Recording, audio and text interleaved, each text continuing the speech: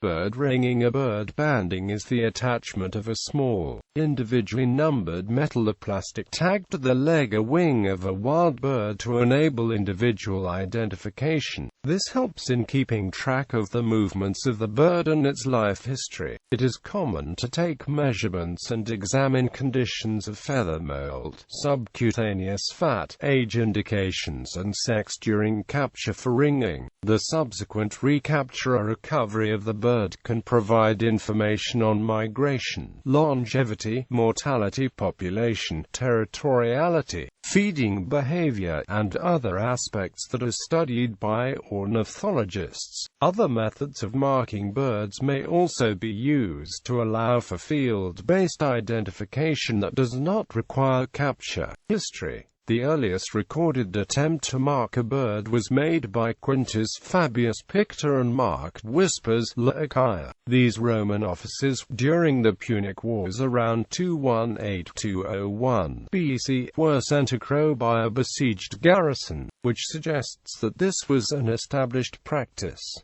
Pictor used a thread on the bird's leg to send a message back. A knight interested in chariot races during the time of Pliny would take crows to Volterra, 135 miles away, and release them with information on the race winners. Recapture went on to mark hundreds of crows in his lifetime, while Pictor's interest quickly waned. Falconers in the Middle Ages would fit plates on the falcons with seals of their owners. From around 1560 or so, swans were marked with a swan mark (Inic) on the bill. Storks injured by arrows traceable to African tribes were found in Germany in 1822 and constituted some of the earliest evidence of long-distance migration in European birds. Ringing of birds for scientific purposes was started in 1899 by Hans Christian Cornelius Mortensen, a Danish schoolteacher, using aluminum rings on European starlings.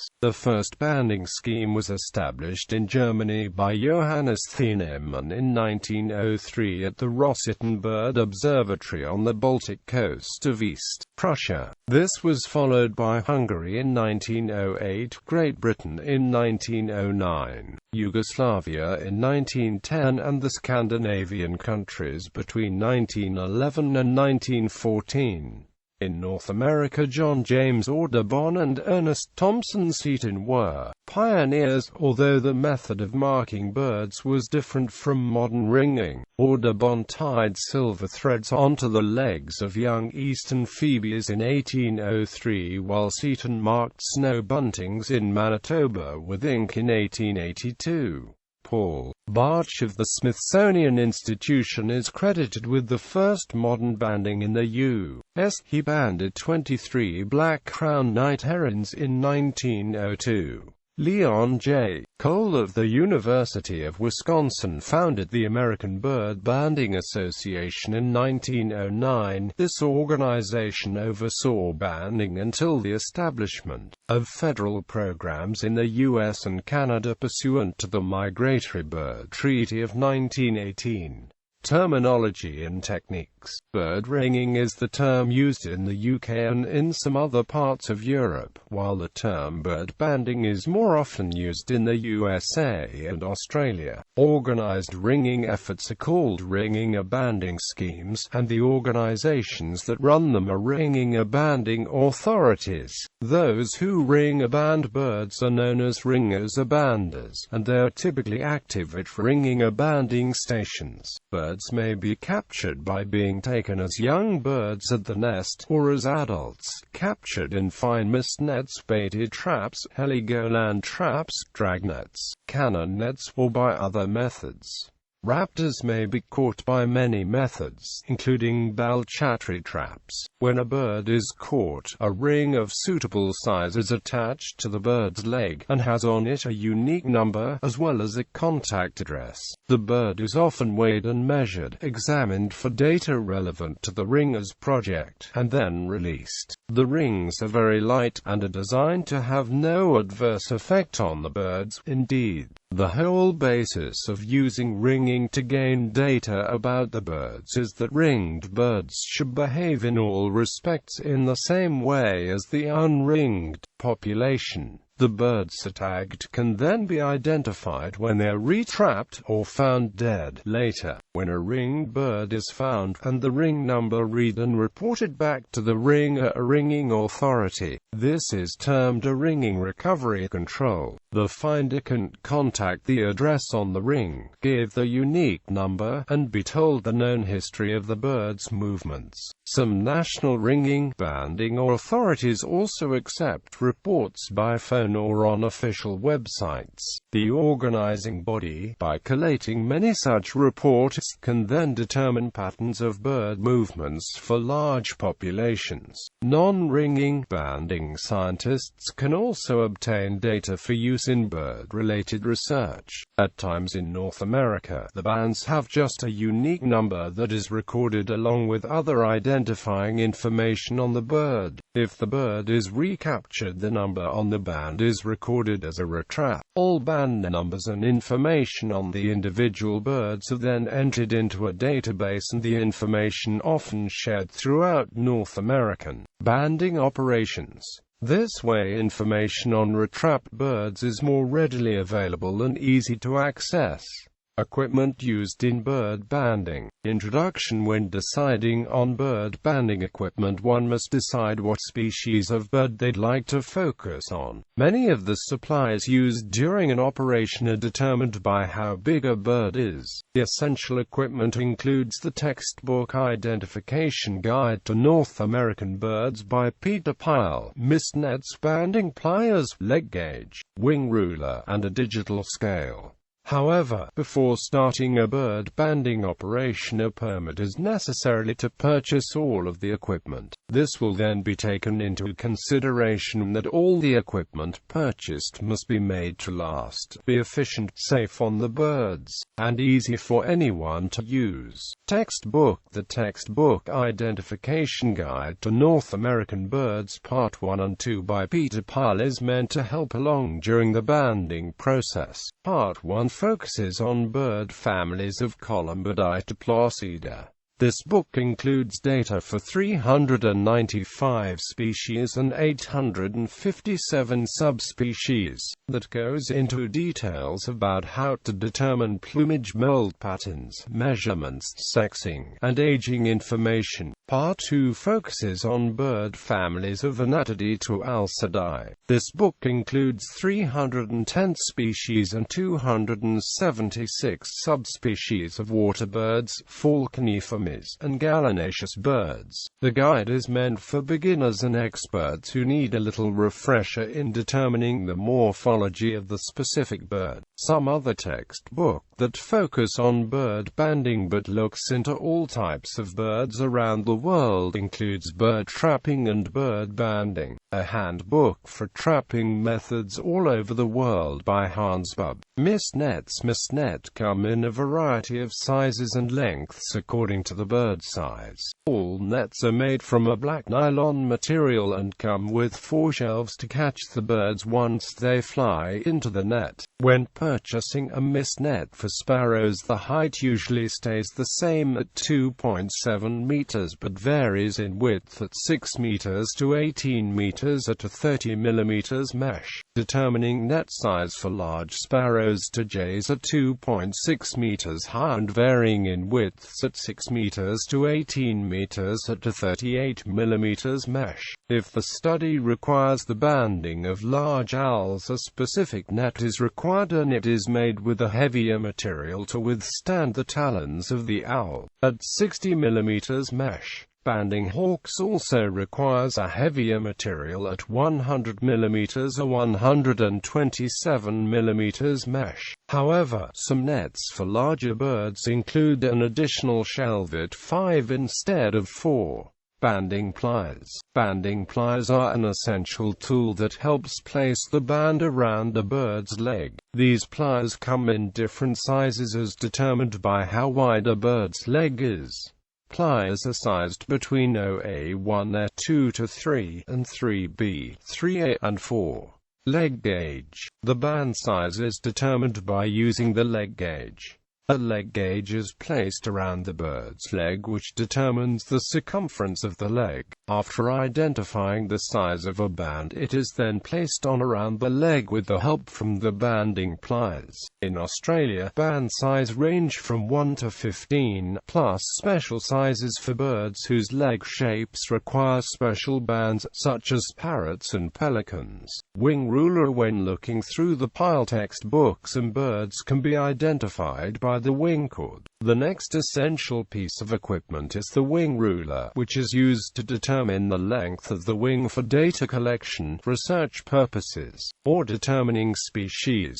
Digital scale. Once the processing of the bird's morphology has been completed, the last piece of equipment used is a digital scale. This helps with determining the weight of the bird.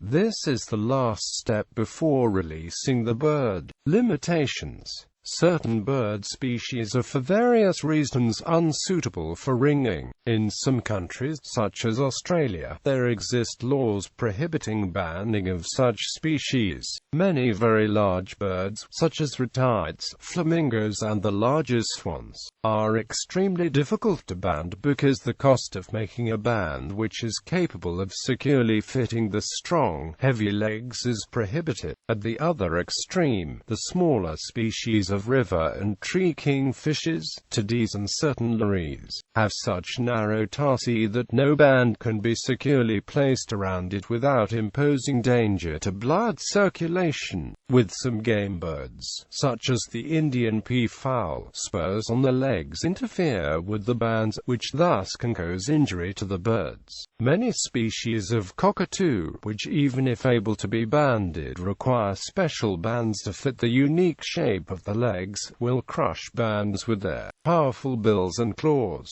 The ability to overcome this problem varies between species, and with some such as the gang cockatoo, it is known to be too dangerous to attempt banding. New World vultures also cannot be banded on their legs because they urinate onto the legs, causing corrosion of the bands into a powdery oxide that sticks to the vulture's leg and injures the bird. Dippers are also dangerously handicapped by ringing because the rings induce drag that makes it extremely difficult for them to catch prey in fast-flowing water. Among species which can be safely ringed, there are major limitations among nomadic species of the deserts of the Eastern Hemisphere and Cargeline finches of the taiga. The highly unpredictable movements inherent in these species' lifestyles means that recovery rates are extremely low, especially given generally low population densities within the habitats.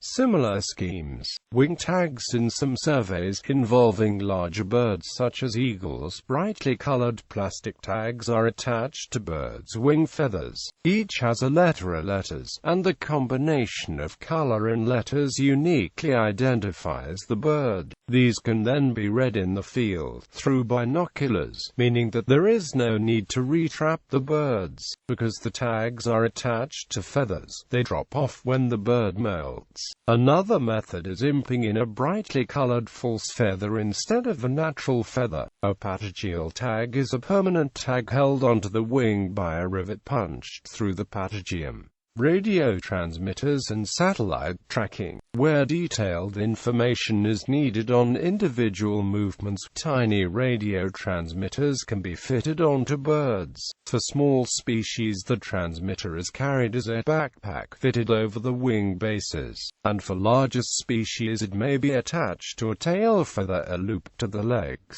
Both types usually have a tiny flexible aerial to improve signal reception. Two field receivers are needed to establish the bird's position using triangulation from the ground. The technique is useful for tracing individuals during landscape-level movements, particularly in dense vegetation, and for shire difficult to spot species, because birds can be located from a distance without visual confirmation. The use of satellite transmitters for bird movements is currently restricted by transmitter size to species larger than about 400 grams. They may be attached to migratory birds or other species such as penguins that undertake long-distance movements. Individuals may be tracked by satellites for immense distances for the lifetime of the transmitter battery. As with wing tags, the transmitters may be designed to drop off when the bird molts, or they may be recovered by recapturing the bird. Field-readable rings. A field-readable is a ring of rings, usually made from plastic and brightly colored, which may also have conspicuous markings in the form of letters and/or numbers.